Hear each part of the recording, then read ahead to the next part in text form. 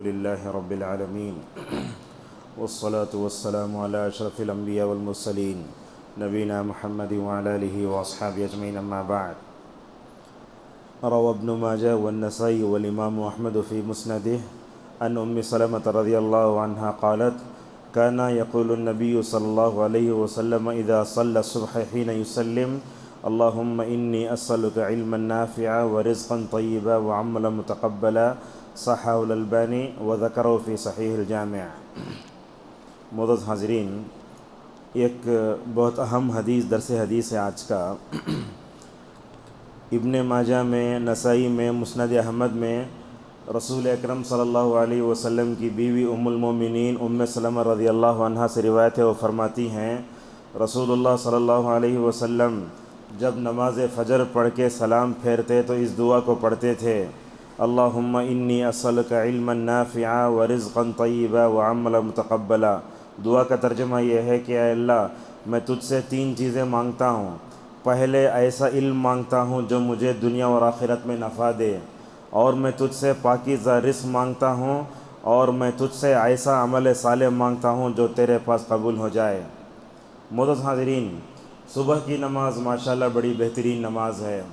سعودی عرب کے مشہور عالم دین عبدالرزاق البدر حفظہ اللہ کہتے ہیں: اللہ تبارک و تعالیٰ اپنے بندوں میں سے جن کو نماز فجر کے لیے توفیق دیتا ہے وہ اللہ تبارک و تعالیٰ کا بہت صحیح بندہ ہے. نماز فجر ہوتی ہے، نماز فجر کے بعد ہم اذکار پڑھتے ہیں. وہ اذکار اور دعاؤں میں ایک دعا یہ بھی ہے: اللہم انی اسألک علما نافعا ورزقا طیبا وعملا متقبلا. دیکھنے میں 3 چھوٹے جملے ہیں، مگر ماشاءاللہ علماء نے اس کی آدھا گھنٹہ پونا گھنٹہ اس کی تفصیل کی ہے. اس کی حدیث کی تشریح میں سب سے پہلی بات یہ ہے کہ رسول اللہ صلی اللہ علیہ وسلم دن کے آغاز میں اللہ تعالیٰ سے 3 چیزیں مانگ رہے ہیں. اے اللہ، تو مجھے نفع بخش علم دے، اور تو ایسا رزق حلال دے، اور ساتھ میں تو عمل صالح دے. تو بندے کی زندگی کا آغاز ان 3 چیزوں سے ہو جاتا ہے تو اہل علم کہتے ہیں کہ ماشاءاللہ اس کا پورا دن صحیح گزرتا ہے. اب ہمارے لوگ نماز فجر پڑھتے ہی نہیں، اس کے بعد یہ دعا اگر نہیں پڑھے تو دن کیسا گزرے گا آپ خود سوچ سکتے ہیں. اسی طریقے سے ہم دیکھتے ہیں اس دنیا میں سب سے بہترین علم اگر کسی کو دیا تھا تو وہ رسول اللہ صلی اللہ علیہ وسلم کو ہے. آپ کو جو علم ملا تھا، میں سمجھتا ہوں وہ علم آپ سے پہلے کسی نبی کو بھی نہیں ملا اور قیامت تک کسی عالم کو بھی نہیں ملے گا. مگر اس کمال درجے کا علم پانے کے باوجود بھی جناب محمد رسول اللہ صلی اللہ علیہ وسلم کا تواضع دیکھو، آپ کی عاجزی انکساری دیکھو. صبح اٹھتے ہی اللہ کے نبی اللہ سے پوچھتے ہیں: اے اللہ، تو مجھے ایسا علم دے جو نفع دے. نفع کا مطلب فائدہ دے. بلکہ بعض روایتوں میں آیا تو آپ صلی اللہ علیہ وسلم نے فرمایا: صلی اللہ علما نافعا، اللہ تعالیٰ سے فائدہ دینے والا علم جو ہے پوچھو.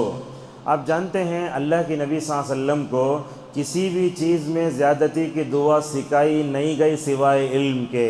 جہاں سورہ طٰہٰ میں وَلَا تَعْجَلْ بِالْقُرْآنِ مِنْ قَبْلِ أَنْ يُقْضَىٰ إِلَيْكَ وَحْيُهُ، جہاں اللہ کی نبی وحی آتی تو جلدی جلدی پڑھتے تو اللہ بولتا ہے: اے اللہ کی نبی، جلدی جلدی مت پڑھو، آپ کے سینے میں قرآن کو محفوظ کرنے کی ذمہ داری ہماری ہے. چنانچہ وہاں کہا: وَقُلْ رَبِّ زِدْنِی عِلْمًا. ہمارے پاس مکتب وغیرہ میں یہ غلطی ہوتی ہے، اس کی وضاحت کر دیتے ہیں. وہ ربی یسر ولا تعسر وتمم بالخیر دعا پڑھتے، وہ صحیح نہیں ہے. کیوں صحیح نہیں ہے؟ اس لیے کہ ربی یسر کا مطلب کیا؟ اے رب آسان کر. ولا تعسر کا مطلب مشکل نہ کر. اس سے معلوم ہوتا ہے کہ دعا جو ہے اللہ کی نبی صلی اللہ علیہ وسلم ثابت نہیں ہے. بچوں کیا پڑھانا؟ اللہم لا سہل الا ما جعلتہ سہلا وانت تجعل الحزن اذا شئت سہلا. یہ دعا مکمل طور پر پڑھاؤ. اور کیسے تھے حضرت معاذ بن جبل رضی اللہ عنہ، جب اللہ تعالیٰ سے سوال پوچھتے تو کہتے: یا معلم آدم ابراہیم علمنی، اے ابراہیم کو سکھانے والے، اے آدم کو سکھانے والے، تو مجھے سکھا. یہ دعا کون کرتے تھے؟ معاذ بن جبل رضی اللہ عنہ کرتے تھے. علامہ ابن تیمیہ رحمہ اللہ بھی یہی دعا کرتے تھے. اب جب علم کی بات آتی ہے تو میں سمجھتا ہوں عموماً ہمارے معاشرے میں لوگ دنیاوی علم اور اس کے بعد دینی علم بول کے تقسیم کرتے ہیں. میں سمجھتا ہوں آج کے درس سے ہمارے ذہنوں سے یہ غلط فہمی نکل جانا چاہیے. علم دنیاوی دینی نہیں ہوتا. اس کی وجہ سے بڑی جو ہے ہمارے معاشرے میں غلط فہمیاں پیدا ہوتی ہیں. دینی علم بولے تو یہ خاص جبہ ٹوپی عمامہ وہ مدرسے میں پڑھنے والا ایک محدود تصور لے کے جیتا ہے۔ اگر وہ انگریزی پڑھ لیا تو لوگ بولتے ہیں مولوی صاحب کو انگریزی بھی آتی کیا؟ ایک طرف تو یہ مصیبت ہے، دوسری طرف عصری علوم بول بول کے ہم لوگ دیکھتے ہیں کالجوں میں یونیورسٹیوں کا ماحول، جہاں وہ بچے جاتے ہیں کلین شیو کر لیتے ہیں، پینٹ جھاڑتی رہتی ہے۔ تو اس طریقے سے دنیاوی اور دینی علوم بول کر ہم نے جو تقسیم کی وہ غلط ہے۔ میں سمجھتا ہوں اس کا بہت بڑا نقصان ہمارے اندر ہوا ہے۔ لہٰذا آج دیکھتے ہیں، ایک بات آپ کو بتاتا ہوں، دیکھو مدرسوں میں پڑھنے والے بچوں کو ہمیں مطلب انگلش پڑھانا، سائنس پڑھانا، جاگرفی پڑھانا بول کے بتاتے ہیں، اور اس پر توجہ بھی ہو رہی ہے، اور مدرسے والے اس کے بڑے برے نقصانات بھگت رہے ہیں۔ آج مدارس سے فارغ ہونے والے طلباء میں عربی چیزیں کمزور ہو کے دنیاوی علوم کا غلبہ زیادہ آ جا رہا ہے، انگریزی علوم زیادہ پڑھ کے وہ لوگ غارت ہو جا رہے ہیں۔ دوسری طرف ہم دیکھتے ہیں اسکولوں میں، انٹرنیشنل اسکول، اتنی ہزاروں کی فیسیں، مگر جب اس میں پڑھ کر فارغ ہوتے ہیں تو دیکھتے ہیں ان کے اندر دینداری کی نام کوئی چیز نہیں ہوتی۔ اچھا ٹھیک ہے، علم دینی دنیاوی نہیں ہوتا تو ہوتا کیا ہے؟ اس کا بدل دینا چاہیے نا۔ تو اس حدیث میں رسول اللہ صلی اللہ علیہ وسلم نے جو بتایا کہ علم دو طرح کا ہوتا ہے، ایک ہوتا ہے نفع دینے والا علم، اس سے مراد مدرسے کا علم بھی ہو سکتا ہے، انجینئرنگ بھی ہو سکتا ہے، ڈاکٹر کا بھی ہو سکتا ہے۔ چنانچہ ایسا علم جو عمل پر انسان کو ابھارے، جو نجات کا ذریعہ بنے دنیا اور آخرت میں۔ اب جانتے ہیں ایک آدم کا بیٹا دنیا سے مر کر چلا جاتا ہے تو اسے تین چیزیں کام آتے ہیں۔ وہ ایک چیز اس میں کیا؟ علم ينتفع به، ایسا علم جو چھوڑتا ہے جس سے فائدہ اٹھایا جائے۔ آپ دیکھو علماء کو، امام بخاری کب کے، امام مسلم کب کے، علامہ البانی کب کے، مٹی میں دفن ہیں، مگر آج بھی ماشاءاللہ ہم اپنی کرسیوں میں بیٹھ کر ممبر پر کھڑے ہو کر ماشاءاللہ ان کو یاد کرتے ہیں۔ لہٰذا دنیا میں سب سے بہترین علم نفع دینے والا ہے۔ آپ پوچھیں گے علم میں سب سے علم کون سا افضل علم ہے؟ ڈاکٹر بولے گا وہ، انجینئر بولے گا وہ، مگر قرآن و حدیث کا مطالعہ کرنے سے ہمیں ایک بات یہ معلوم ہوتی ہے، اس دنیا میں سب سے بہترین اگر کوئی علم ہے تو عقیدے کا علم ہے۔ ہم لوگ سلفی ہیں، سلفی دعوت جڑے ہوئے ہیں، ہمیں عقیدے کا علم حاصل بھی نہیں کرتے، مگر میں آپ سے پوچھوں لا الہ الا اللہ کی کتنی شرطیں ہیں؟ علماء کے علاوہ، دیندار گھرانوں کے علاوہ کوئی آدمی بتا نہیں سکتا کہ اس کی بھی 7 شرطیں ہوتی ہیں۔ دیکھو ہمارا یہ حال ہے۔ اللہ تبارک و تعالی رسول اللہ صلی اللہ علیہ وسلم سے فرماتا ہے سورہ محمد صلی اللہ علیہ وسلم میں، فَاعْلَمْ أَنَّهُ لَا إِلَٰهَ إِلَّا اللَّهُ، اے اللہ کے نبی آپ جو ہے عقیدے کا علم حاصل کرو۔ لہٰذا لا الہ الا اللہ کیا ہے؟ پڑھے تو کیا فائدہ ہوتا، تقاضا کیا ہوتا؟ علامہ ابن القیم رحمہ اللہ ایک جگہ کہتے ہیں، بندہ جب دنیا میں آتا ہے تو اس کے کان میں اذان دی جاتی ہے۔ اب وہ اذان دی جاتی ہے بولے تو لوگوں کو پریشانی شروع ہوتی ہے، وہ حدیث صحیح ہے کیا، ضعیف ہے کیا؟ اس بارے میں سن لیجئے، علامہ البانی نے حدیث کو ضعیف کہا ہے، مگر علامہ ابن القیم رحمہ اللہ کہتے ہیں کہ امت کا عمل ہے، اگر کوئی اذان دے تو اسے بدعتی نہیں کہا جائے گا، اگر کوئی اذان چھوڑتا ہے تو اسے منکر سنت نہیں کہا جائے گا، لیکن اقامت کی جو حدیث ہے وہ ضعیف ہے، یہ بات تو طے ہے۔ تو کان میں اذان دی جاتی ہے، سب سے پہلے اس کے کان میں اللہ اکبر توحید آتی ہے، اور جب اس دنیا سے جاتا ہے تو نبی نے کہا کہ مرنے والوں کو لا الہ الا اللہ کی تلقین کرو۔ جب دنیا میں آئے لا الہ الا اللہ، دنیا سے جاتے ہوئے لا الہ الا اللہ، اس درمیان میں ہمیں کیا کرنا؟ اس کے تقاضوں کو پورا کرتے ہوئے زندگی گزارنا چاہیے۔ ٹھیک ہے، نفع بخش علم ایک ہوا۔ علم کی اور ایک تقسیم ہے نقصان دینے والا علم۔ آج ہم دیکھتے ہیں یہ نقصان دینے والا علم جو ہوتا ہم حاصل بھی کرتے ہیں۔ آپ پوچھیں گے اللہ تبارک و تعالیٰ نے نقصان دہ علم کو اتارا کیوں ہے؟ یہ نقصان دہ علم اس لیے اتارا گیا ہے کہ بندوں کی آزمائش ہو۔ جیسے جادو کا علم ہے، یہ سیکھنا سکھانا کفر ہے، جیسا کہ اللہ تبارک و تعالیٰ نے فرمایا۔ بعض لوگ ستاروں کا علم حاصل کرتے ہیں، مثال طور بولنا کسی کا نام کیا ہے، معین ہے، وہ میم سے دیکھتا، وہ میم کے نام میں میم ماں کا ہے نا، جا کے پرانا بنگلورو میں ایک پرچہ نکلتا تھا نشیمن نام کا، اس میں وہ پتہ نہیں کیا آتا تھا، وہ ایک کالم آتا تھا، بھول رہا ہوں میں، ستاروں کا کھیل، اس میں جا کے لوگ دیکھتے ہیں۔ اور اسی طریقے سے بعض لوگ ڈانس کا علم حاصل کرتے ہیں، بڑے بڑے اسکولوں میں 1 لاکھ 2 لاکھ کی جو ہے فیس دے کر، یہاں تو ماحول نہیں ہے، دوسری جگہ ہم دیکھتے ہیں غیر مسلم اسکولوں میں بچے جاتے ہیں، باقاعدہ ڈانس کرتے ہیں اور میوزک ہوتی، ساری چیزیں ہوتی ہیں۔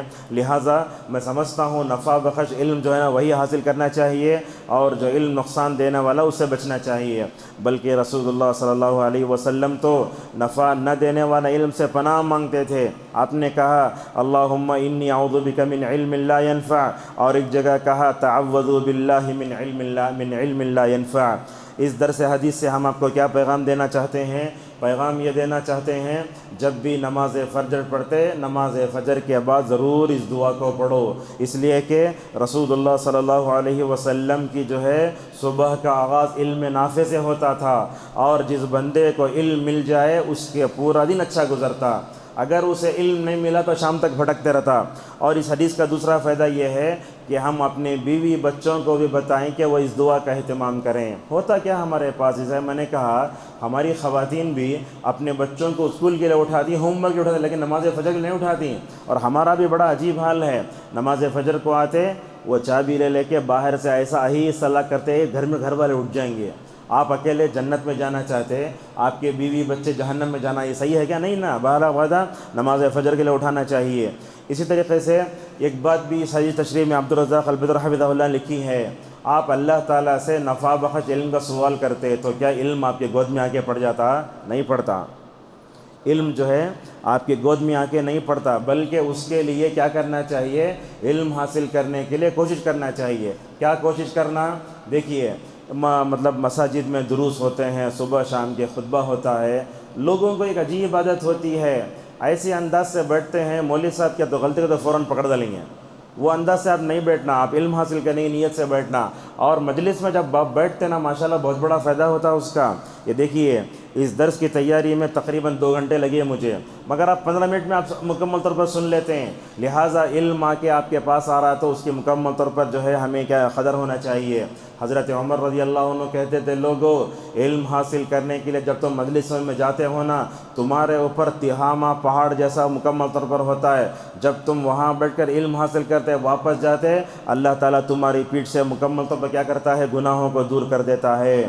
اور ایک بات یہ بھی ہے اپنے بچوں کو سکھاؤ، علم دنیاوی دینی نہیں ہوتا، علم نفع دینے والا ہوتا ہے، نقصان دینے والا ہوتا ہے۔ اگر ماں باپ خود نفع دینے والا علم کیا، نقصان دینے والا علم کیا اگر یہ جان لے تو ماشاءاللہ ہم اپنے بچوں کی مکمل طور پر صحیح رہنمائی کر سکتے ہیں۔ اور یہ دعا بھی پڑھنا ہمیشہ، اللہم انفعنی بما علمتنی وعلمنی ما ینفعنی وزدنی علما۔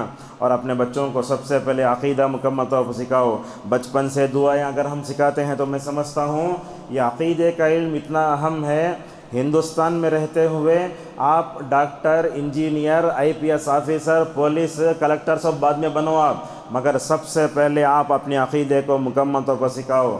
ماشاءاللہ میں سمجھتا ہوں یہ بیدر کی سرزمین علم کے لیے مشہور ہے، یہاں سمندر علم کا دریا ہے، مگر افسوس کی بات ہم یہ دیکھتے ہیں کہ علم کے ساتھ مثال کے طور پر 10th کے ساتھ حفظ کرایا جاتا ہے بچوں کو۔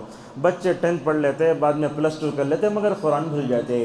ان کو ایسے کرانا قرآن جیسے وہ وہاں رہ کر پڑھتے، اپنی زندگی میں ان کا ایسا شیڈول ہونا چاہیے کہ وہ قرآن کے ساتھ ساتھ مکمل طور پر علم کے ساتھ ساتھ قرآن بھی مکمل طور پر پڑھیں۔ تو میں آپ کو بتانا یہ چاہتا ہوں اپنے بچوں کو سب سے پہلے علم عقیدہ سکھاؤ، بعد میں حافظ قرآن بناؤ، اور حافظ قرآن بنانے کے بعد صبح سویرے ایسا شیڈول بنانا جب تک وہ قرآن کا ایک پارہ نہیں پڑھ لیتے ناشتہ نہیں دینا۔ اگر ایسا کرے تو ماشاءاللہ ہمارے بچوں کے اندر سے چیز ہوگی۔ دیکھتے ہیں حافظ قرآن ہے، پورا بھول گیا ہے، 10 سال کے بعد دیکھتے داڑھی نکالتا اور اس کے بعد تجارت میں چلے جاتا، حافظ قرآن ہوں میں تو بد بولتا 10 سال کے بعد بھول گیا میں قرآن۔ اللہ اکبر!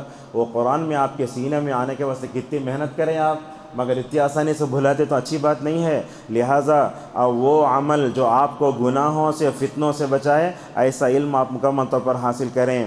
اور ایک بات بھی ہے بچے جو ہے اپنے اس کے لیے جو ہے ایمانی تربیت کریں۔